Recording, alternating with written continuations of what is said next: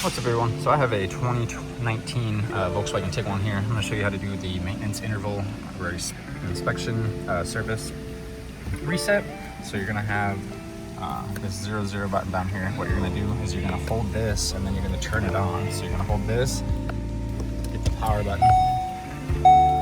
Accessory mode is going to pop up reset oil change.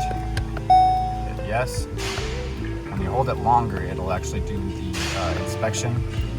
So I already did the inspection one, so now we're going to do that again to do the oil one. You have to do it right away. So you hold it down, pop up, it's going to ask, yes, and then you hit it, double click it, so reset, oil change service to 10,000 miles.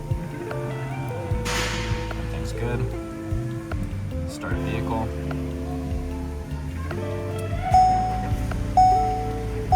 Everything's good to go.